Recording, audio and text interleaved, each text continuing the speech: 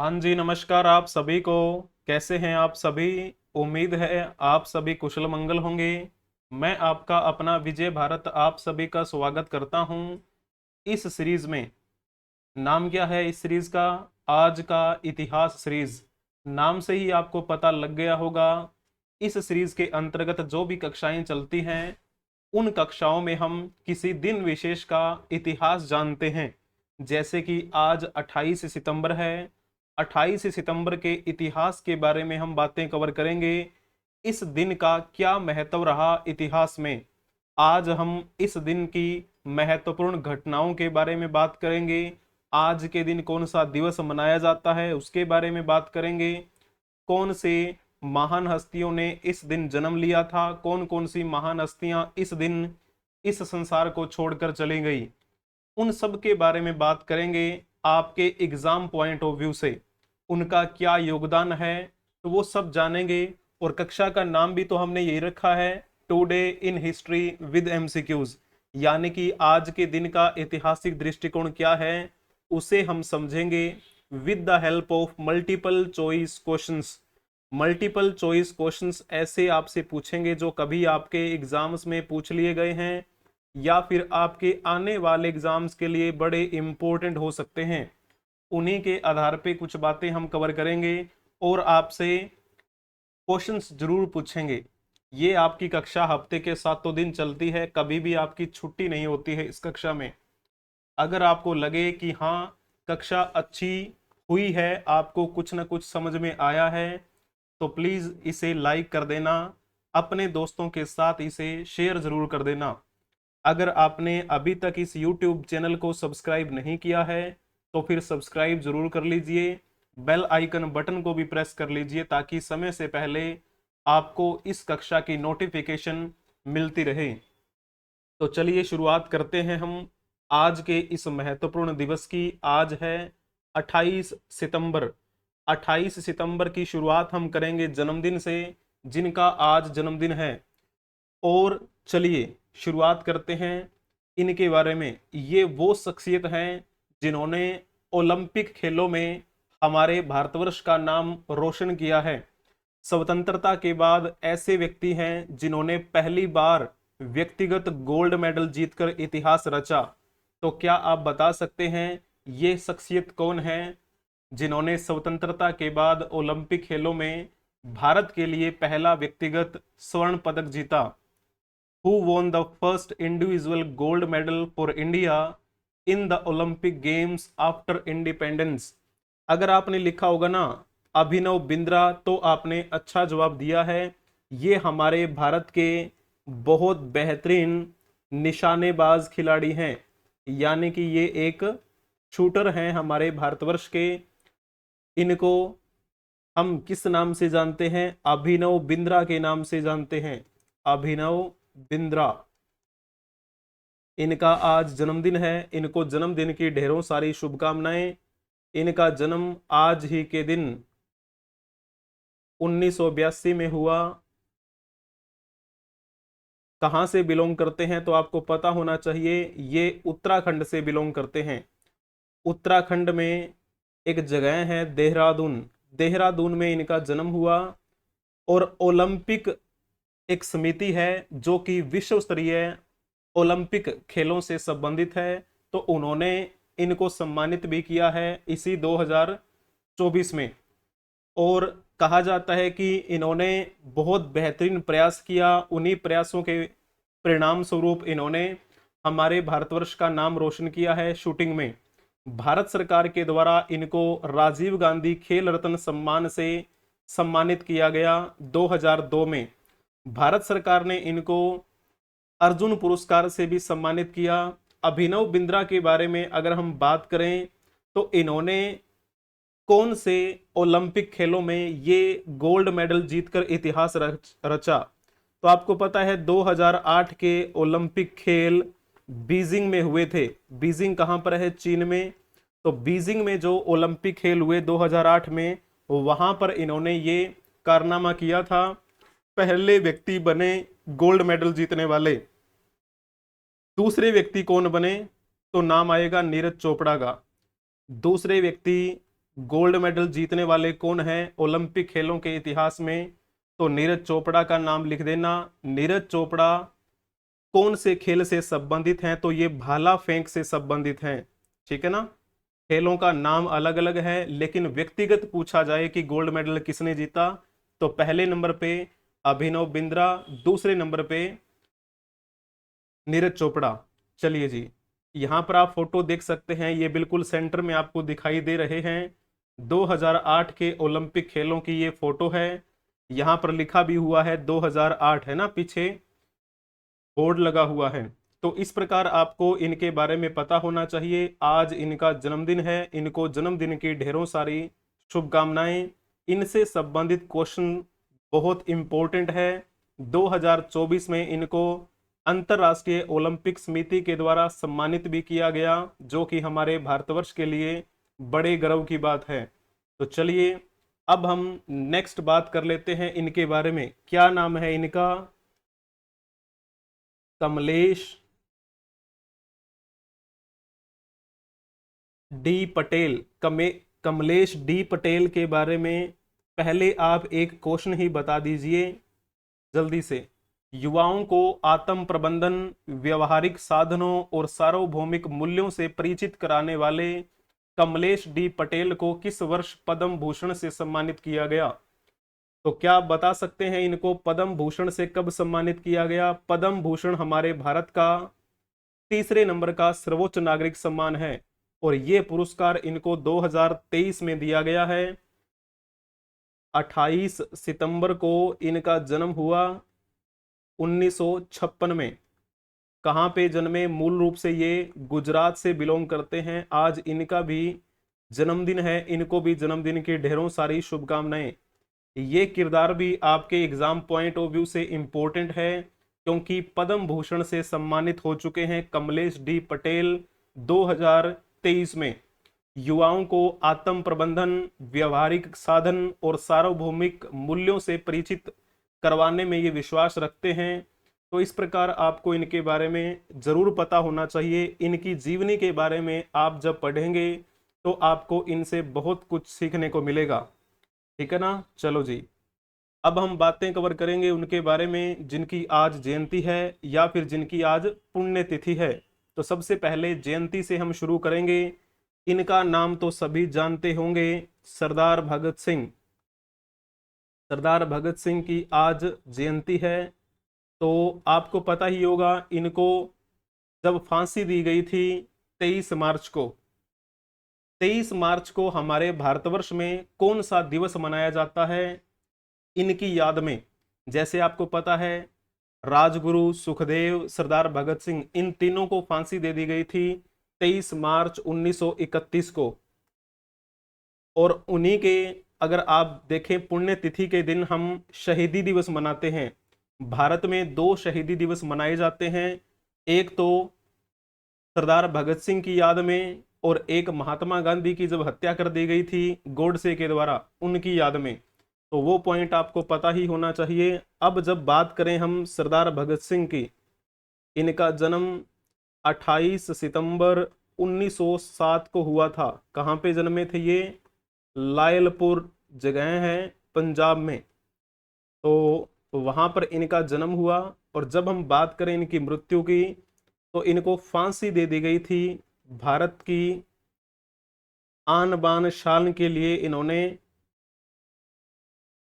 शहीदी दी। ठीक है ना। और कहां पर इनको फांसी दी गई थी? लाहौर में। अब ये कहां पर है? ये पाकिस्तानी पंजाब में है, जिसे लहंदा पंजाब भी हम कह देते हैं। सरदार किशन सिंह इनके पिता का नाम था। और आपको पता है इनको जेल भी यात्रा करनी पड़ी थी जब असेंबली बम कांड हुआ था। इन्होंने असेंबली हाल में बम फेंका था। किसी को मारने की कोशिश नहीं थी, लेकिन इन्होंने कहा कि मेरा उद्देश्य केवल इतना है कि ये जो ब्रिटिशर्स हैं जिनके कान अभी खुले नहीं हुए हैं, तो उनके कानों को खोलने के लिए मैं ये कर रहा हूं। इनके द्वारा लिखित एक पुस्तक भी है, मैं नास्तिक क्यों। तो इस प्रकार आपको इनके बारे में पता होना चाहिए। इन्होंने कई प्रकार के संगठनों की स्थापना की, जैसे कि नौजवान भारत सभा की स्थापना किसने की? सरदार भगत सिंह ने। कीर्ति किसान पार्टी की स्थापना की, तो भी इनका नाम आप लिख देना। ठीक है ना। और इनकी एक आत्मकथा भी है, द डोर टू डेथ। तो एक बार आप इनके द्वारा लिखी गई रचनाओं के बारे में जरूर पढ़ लिए, आपको बहुत कुछ सीखने को मिलेगा। चलिए जी, अब हम बातें कवर करेंगे इनके बारे में। नाम इनका है लता मंगेशकर। लता मंगेशकर का नाम तो हमारे भारत का बच्चा बच्चा जानता है ना। ये हमारे भारतवर्ष की प्रसिद्ध पार्श्व गायिका रह चुकी हैं, यानी कि प्लेबैक सिंगर की भूमिका इन्होंने निभाई हमारे हिंदी सिनेमा में खास करके। हालांकि हिंदी भाषा के अलावा इन्होंने अलग अलग भाषाओं में बहुत सारे गीत गाए, लेकिन हिंदी सिनेमा में इनका नाम जो है वो बड़ी शान के साथ लिया जाता है। 28 सितंबर 1929 को इनका जन्म हुआ था। मूल रूप से ये इंदौर से बिलोंग करती थी, इंदौर में जन्मी। इंदौर आपको पता है मध्य प्रदेश में है। और इनकी मृत्यु कब हो गई थी? 6 फरवरी 2022 को इनकी मृत्यु हो गई थी, मुंबई महाराष्ट्र में। ठीक है ना। तो जब हम बात करें इनके पिताजी का क्या नाम है, तो आप लिख सकते हैं इनके पिताजी का नाम, जो इंपॉर्टेंट रहता है, दीनानाथ मंगेशकर। दीनानाथ मंगेशकर जो थे, उनके कई संतानें हुई, जिनमें से लता मंगेशकर का नाम आता है, और इनकी बहन आशा भोंसले का नाम आता है, उषा मंगेशकर का नाम आता है, मीना खड़ीकर का नाम आता है। ये सभी संतानें दीनानाथ मंगेशकर की थी। ठीक है ना। तो जब हम बात करें इनके पिता दीनानाथ मंगेशकर की, लता मंगेशकर और दीनानाथ मंगेशकर को ध्यान में रखते हुए, इन दोनों को सम्मान देते हुए एक पुरस्कार की शुरुआत की गई। एक पुरस्कार जिसका नाम रखा गया है लता दीनानाथ मंगेशकर पुरस्कार। लता से लता मंगेशकर, दीनानाथ से इनके पिता दीनानाथ मंगेशकर का नाम आता है। इन दोनों की स्मृतियों को ध्यान में रखते हुए ये पुरस्कार शुरू किया गया है। और ये पुरस्कार हर साल दिया जाता है। किस दिन दिया जाता है ये आपको बताना है। तो अगर आपने लिखा होगा ना 24 अप्रैल, लता दीनानाथ मंगेशकर पुरस्कार हर साल 24 अप्रैल के दिन दिया जाता है। क्यों दिया जाता है 24 अप्रैल को? क्योंकि इस दिन लता मंगेशकर के पिता मास्टर दीनानाथ मंगेशकर की पुण्यतिथि होती है। इस पुरस्कार से उन लोगों को सम्मानित किया जाता है जिन्होंने संगीत की दुनिया में, ड्रामा की दुनिया में, कला, चिकित्सा और समाज के क्षेत्र में कुछ अहम योगदान किया हो। ठीक है। इस पुरस्कार की शुरुआत कब हुई थी? तो फिर क्या नाम आएगा, कौन सा साल लिखेंगे आप? 2021 में इस पुरस्कार की शुरुआत हुई थी। पहली बार यानी कि प्रथम इस पुरस्कार को प्राप्त करने वाले व्यक्ति कौन हैं? तो नाम आएगा प्रधानमंत्री नरेंद्र मोदी। नरेंद्र मोदी को इसमें इस पुरस्कार से सबसे पहले सम्मानित किया गया, इसके शुरुआत करने के बाद। जब हम बात करें अभी लेटेस्ट जो हैं, वो कौन हैं इस पुरस्कार के प्राप्तकर्ता, तो आप लिखेंगे अमिताभ बच्चन। अमिताभ बच्चन जो हैं उनको हाल ही में 2024 में इस पुरस्कार से सम्मानित किया गया। मैंने करंट अफेयर्स की कक्षा में बताया भी था जब वो न्यूज़ वायरल हुई थी। तो थोड़ा सा आपको इस पुरस्कार के बारे में पता होना चाहिए। लता दीनानाथ मंगेशकर, यहाँ पर आप देख सकते हैं ये दोनों बहनें आपको दिखाई दे रही हैं। ये हैं आशा, जिनको हम आशा ताई के नाम से भी जानते हैं, और ये हैं लता, है ना। लता दी वैसे इनका नाम पड़ा था। तो जो लता मंगेशकर की बहन यहाँ पर आपको दिखाई दे रही होंगी, दोनों ही ये बेटियां हैं किसकी? दीनानाथ मंगेशकर की। लता मंगेशकर को क्या कहा जाता है? इनको भारत की कोकिला भी कहा जाता है। भारत रत्न से सम्मानित भी हो चुकी हैं। दादा साहब फाल्के पुरस्कार से भी इनको सम्मानित किया गया, पद्म भूषण से सम्मानित किया गया, पद्म विभूषण से भी इनको सम्मानित किया गया। भारत की स्वर कोकिला के नाम से इन्होंने अपनी जान पहचान बनाई। लगभग 20 भाषाओं में इन्होंने 30,000 से भी ज्यादा गीत गाए हैं। ठीक है ना। और आपने बड़ा प्रसिद्ध गीत सुना होगा, ए मेरे वतन के लोगो जरा आंख में भर लो पानी। वो इन्हीं के द्वारा गाया हुआ है। एक बार सुन के देखिए, बड़ा प्यारा सॉन्ग है। चलिए जी, ऐसी महान शख्सियत को हम नमन करते हैं। अब हम चलते हैं इनके बारे में जानने के लिए। नाम इनका क्या है? राजेंद्र मल लोढ़ा।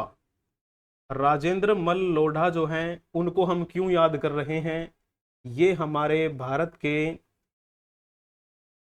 41वें मुख्य न्यायाधीश के रूप में कार्य कर चुके हैं। मुख्य न्यायाधीश। जब हम बात करें इनका जन्म कब हुआ था, 28 सितंबर 1949 को इनका जन्म हुआ। कहाँ से बिलोंग करते हैं ये? मेनली जोधपुर से बिलोंग करते हैं, जो कि राजस्थान में है।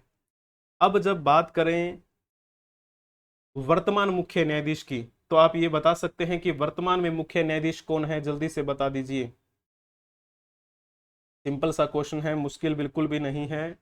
अगर आपने इसमें लिखा होगा ना धनंजय वाई चंद्रचूड़, तो फिर आपने अच्छा जवाब दिया है। डी वाई चंद्रचूड़ वर्तमान में मुख्य न्यायाधीश की भूमिका निभा रहे हैं। कौन से नंबर के मुख्य न्यायाधीश हैं? तो आप कहेंगे 50वें मुख्य न्यायाधीश हैं D Y Chandrachud. Option A में लिखा हुआ है वाई बी चंद्रचूड़, तो उसमें आपको गलत नहीं कर देना है। वो बहुत पहले के मुख्य न्यायाधीश रह चुके हैं। राजेंद्र लोढ़ा की जयंती नहीं है, बल्कि इनका जन्मदिन है। सॉरी फॉर मिस्टेक, तो आपको थोड़ा सा ध्यान में रखना है। तो इनको भी जन्मदिन की ढेरों सारी शुभकामनाएं। टाइपिंग मिस्टेक की वजह से हम क्षमा चाहते हैं। चलिए जी, अब हम बातें कवर करेंगे इनके बारे में। क्या नाम इनका है? श्री नारायण चतुर्वेदी। श्री नारायण चतुर्वेदी का आज क्या है? जयंती का दिन है। आज के दिन इनका जन्म हुआ था। वैसे इनको और किस नाम से जाना जाता है? इनको श्रीवर भी कहा जाता था। वैसे इनका नाम विनोद शर्मा, विनोद शर्मा इनका नाम था। तो एक बार इनके बारे में आप क्वेश्चन बता दीजिए। भारत के प्रसिद्ध लेखक, प्रचारक और पत्रकार श्री नारायण चतुर्वेदी किस नाम से लोकप्रिय हुए? तो जल्दी से आपको बताना है कौन सा इसमें ऑप्शन ठीक रहेगा। राजर्षि के नाम से कौन प्रसिद्ध हुए थे? आपको पता है, राजर्षि पुरुषोत्तम दास टंडन को कहा जाता है ना। और ये जो थे वो किस नाम से लिखा करते थे? श्रीवर के नाम से ये लिखा करते थे, श्रीवर। इसमें कौन सा ऑप्शन ठीक रहेगा? जल्दी से बता दीजिए। मैं इतने में इनके बारे में थोड़ा आपको बताने का प्रयास करता हूं। 28 सितंबर 1895 को इनका जन्म इटावा में हुआ। मूल रूप से ये इटावा से बिलोंग करते थे। इटावा जो कि उत्तर प्रदेश का है एरिया। 18 अगस्त 1990 में इनकी मृत्यु हो गई थी। किस भूमिका में रहे? हमारे भारत के ये प्रसिद्ध कवि रहे हैं और एक अच्छे लेखक रहे। भाषा विज्ञानी के रूप में इनको भारत में याद किया जाता है। इनके द्वारा दो रचनाएं बड़ी प्रसिद्ध हैं। एक का नाम है रतनदीप, और दूसरी रचना जो है उनकी रचना है जीवन कण। तो ये पॉइंट आपको इनके बारे में पता होना चाहिए। इन्होंने हिंदी सेवा द्वारा पंडित मदन मोहन मालवीय और राजर्षि पुरुषोत्तम दास टंडन की योजनाओं को आगे बढ़ाया। थोड़ा सा इनके बारे में आपको पता होना चाहिए। तो अगर आपसे पूछा जाए कि ये किस नाम से लिखा करते थे, तो ये श्रीवर के नाम से लिखा करते थे। इसमें थोड़ी टाइपिंग मिस्टेक की वजह से है, ठीक है ना। तो चलिए, बहुत बढ़िया। अब हम बात कर लेते हैं इनके बारे में। ये कौन है? William Jones, sir William Jones. ये नाम भी आपने जरूर सुना होगा। ये वो शख्सियत हैं जिन्होंने बंगाल में एशियाटिक सोसाइटी की स्थापना की थी। अभी आपसे पूछेंगे क्वेश्चन एक, पहले मैं थोड़ा बता देता हूं सर जोन्स के बारे में। 28 सितंबर 1746 ईस्वी को जन्म हुआ था सर जोन्स का लंदन में। और लंदन आपको पता है इंग्लैंड की राजधानी है, जो कि यूके में है। इनकी मृत्यु 17 अप्रैल 1794 को हो गई थी हमारे भारतीय राज्य पश्चिम बंगाल की राजधानी कोलकाता में। अब चलो बता दीजिए क्वेश्चन। अंग्रेज प्राच्य विद्या पंडित और विधि शास्त्री सर विलियम जोन्स ने एशियाटिक सोसाइटी की स्थापना कब की? जल्दी से बताना है आपको। अगर आपने लिखा होगा 1782 तो आपने अच्छा जवाब दिया है। एशियाटिक सोसाइटी की स्थापना इन्होंने कहां पर की थी? बंगाल में की थी। क्लियर हुआ? और बंगाल में ही तो इनकी मृत्यु हुई थी। कई भाषाओं का इनको ज्ञान था, जैसे कि संस्कृत, फारसी, अरबी, फ्रेंच, स्पेनिश, जर्मन। तो ऐसे थे सर विलियम जोन्स, जिनके बारे में आपको पता होना चाहिए। इनके बारे में क्वेश्चन पूछा जाता है, अक्सर पूछ लिया जाता है। चलिए जी, अब हम बात कर लेते हैं इनके बारे में। क्या नाम है इनका? क्रांति त्रिवेदी। क्रांति त्रिवेदी को हम क्यों याद कर रहे हैं? ये हमारे भारत की एक प्रसिद्ध लेखिका रही हैं। आज इनकी भी क्या है? जयंती है। तो एक बार क्वेश्चन बता दीजिए। मध्य प्रदेश के एक मुख्यमंत्री हुआ करते थे पंडित रविशंकर शुक्ल, ये उनकी बेटी थी। तो आपको इनके बारे में याद रखना है ये पॉइंट कि 20वीं सदी के सबसे सम्मानित हिंदी लेखकों में से इनका नाम लिया जाता है। और इनका जन्म कहाँ पे हुआ था? तो अगर आपने लिखा होगा ना मध्य प्रदेश, तो फिर बहुत बढ़िया बताया है आपने। 28 सितंबर 1930 को इनका जन्म हुआ रायपुर में। रायपुर वर्तमान की दृष्टि से अगर देखा जाए तो कहाँ पर पड़ेगा ये एरिया? तो छत्तीसगढ़ में है ना वैसे तो, लेकिन अगर छत्तीसगढ़ और मध्य प्रदेश दोनों लिखा आए तो फिर आप कहेंगे छत्तीसगढ़, अन्यथा आपको मध्य प्रदेश टिक कर देना है, क्योंकि ये एरिया कभी मध्य प्रदेश का हिस्सा हुआ करता था। ठीक है ना? 26 अक्टूबर 2009 को इनकी मृत्यु हुई नई दिल्ली में। कई रचनाएं इन्होंने लिखी, जैसे कि अगर मैं रचनाओं की बात करूं, एक इनकी रचना है चीर कल्याणी। अनोखा आरोही नाम से रचना इन्होंने लिखी। शगुन पक्षी, ये रचना किसके द्वारा लिखित है? तो इनका नाम आप लिख देना। अमृत घाट नामक रचना किसके द्वारा लिखित है? तो भी आप इन्हीं का नाम लिख देना। क्लियर हुआ? चलिए बहुत बढ़िया। अब हम बातें कवर करेंगे जिनकी आज पुण्यतिथि है। तो सबसे पहले हम बात कर लेते हैं इनके बारे में।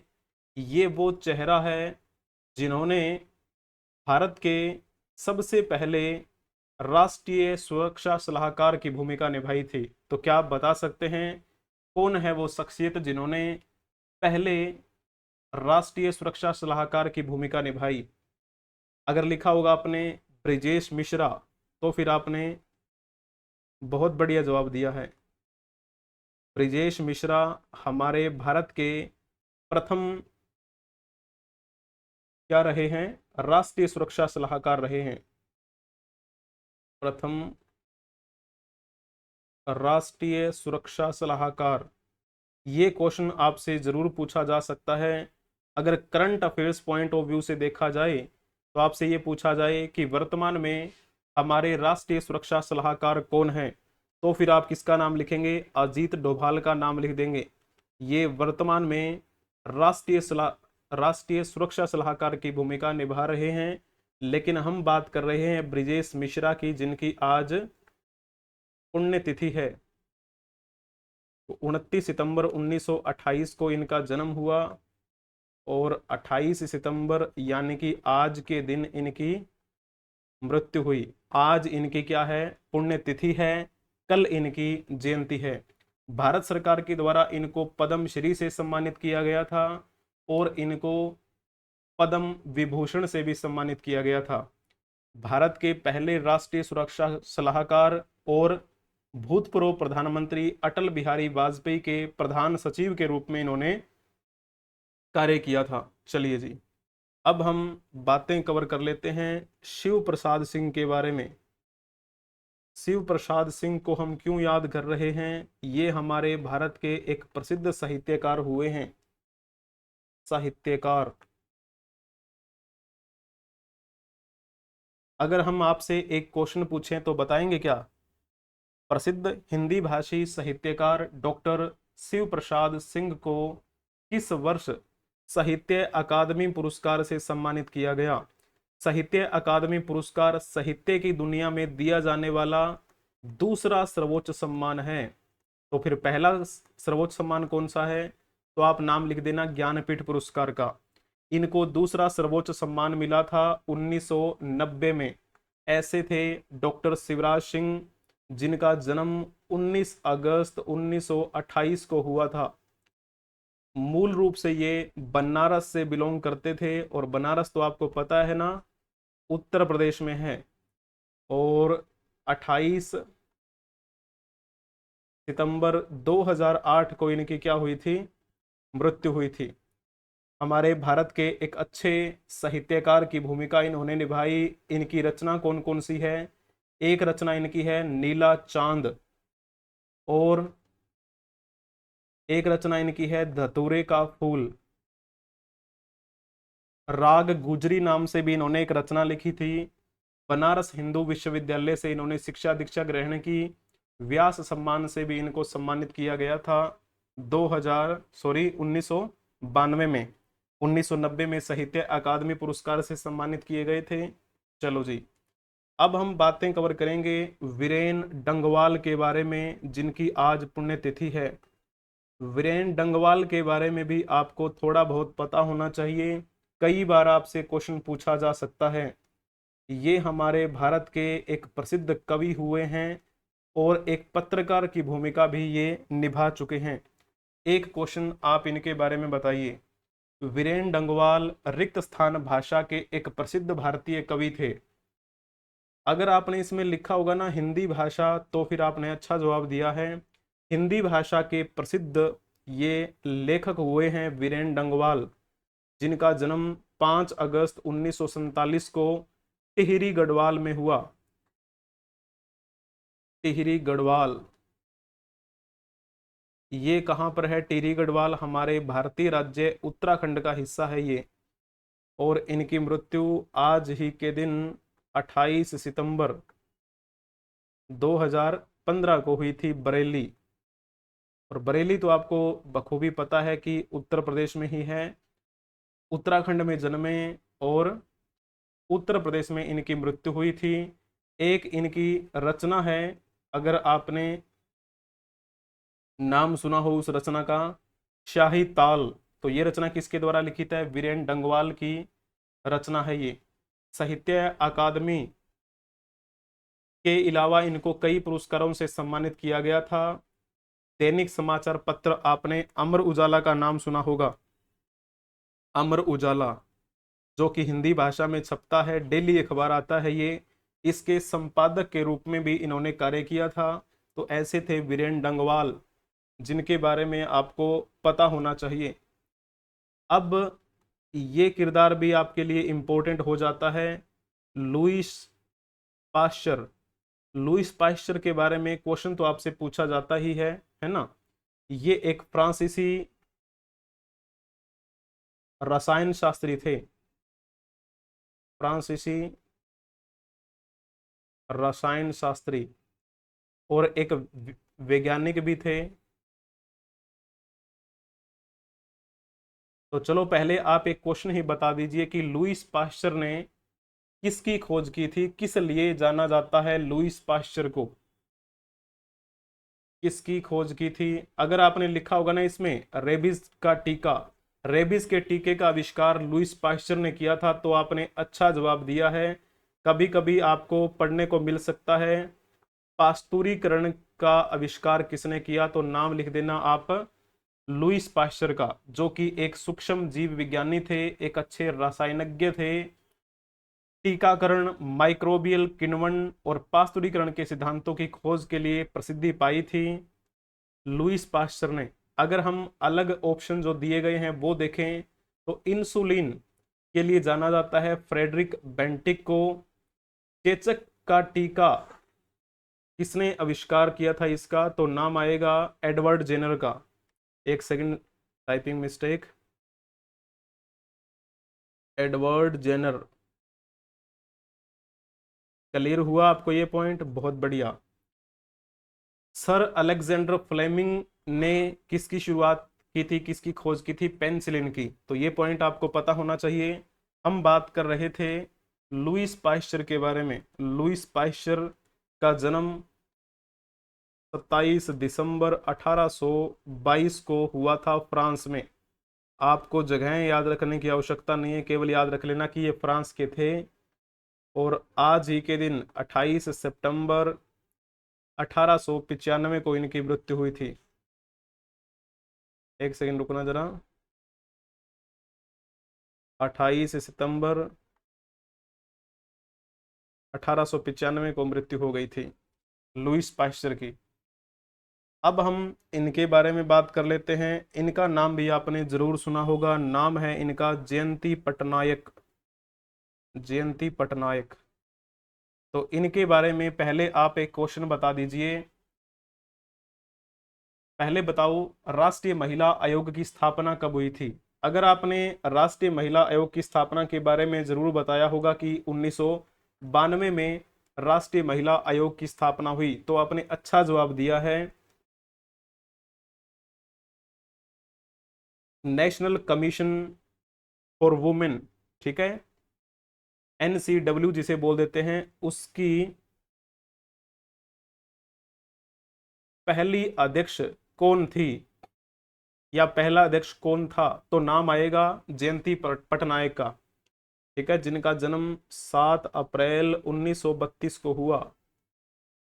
मूल रूप से ये कहाँ से बिलोंग करती हैं? आपको पता होगा, ओडिशा में पटनायक ज्यादा आपको मिलेंगे, ठीक है ना।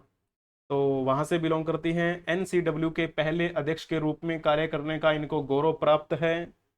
7 अप्रैल 1932 को इनका जन्म गंजाम डिस्ट्रिक्ट में हुआ था। और इनकी मृत्यु कब हुई? 28 सितंबर 2022 को इनकी मृत्यु हो गई थी भुवनेश्वर में। भुवनेश्वर तो आपको पता ही है, ओडिशा में ही है, ठीक है ना। तो भारतीय सांसद भी रह चुकी हैं, एक अच्छी सामाजिक कार्यकर्ता भी थी। और इनका कार्यकाल पहले अध्यक्ष के रूप में कब तक रहा? अध्यक्ष। तो आप अगर बता सकते हैं तो बता दीजिए। 3 फरवरी 1992 से लेकर 30 जनवरी 1995 तक इन्होंने राष्ट्रीय महिला आयोग के अध्यक्ष के रूप में कार्य किया। महिलाओं के लिए स्पेशली आयोग बनाया गया है। महिलाओं की अगर सुनवाई नहीं होती है, उनकी कोई समस्या हो, तो ये आयोग सुलझाता है राष्ट्रीय स्तर पर, ठीक है ना। तो आज के लिए इतनी ही बातें रखेंगे हम। जिनका आज जन्मदिन है उनको जन्मदिन की ढेरों सारी शुभकामनाएं, हष्ट पुष्ट रहें। जिनकी आज जयंती है या फिर जिनकी आज पुण्यतिथि है, उनको हम नमन करते हैं। उनके योगदान के बारे में हमने आज बातें की है, उनके बारे में आप जरूर पढ़िए, ताकि आपसे कुछ सामाजिक दृष्टिकोण से बातें पूछी जाएं तो आपको पता होना चाहिए। एग्जाम पॉइंट ऑफ व्यू से अगर आपसे पूछा जाए तो भी आपको जरूर पता होना चाहिए। सब्सक्राइब कर लीजिए इस चैनल को, बेल आइकन बटन को भी प्रेस कर लीजिए, लाइक करें, शेयर भी करें अपने दोस्तों के साथ। सोशल मीडिया प्लेटफॉर्म पे आप हमें फॉलो कर सकते हैं, जैसे कि Telegram, Moj, Hipi, Josh, ShareChat, WhatsApp channel, Instagram, Twitter, X etcetera. बने रहने के लिए आप सभी का धन्यवाद। Thank you for watching. Like, share and subscribe. बने रहिए हमारे साथ एड्यू रोही ऑफिशियल के साथ। हम मिलेंगे नेक्स्ट क्लास में, तब तक के लिए आप हंसते रहें, मुस्कुराते रहें, पढ़ते रहें, खेलते रहें और खिलखिलाते रहें। जय हिंद, जय भारत, वंदे मातरम।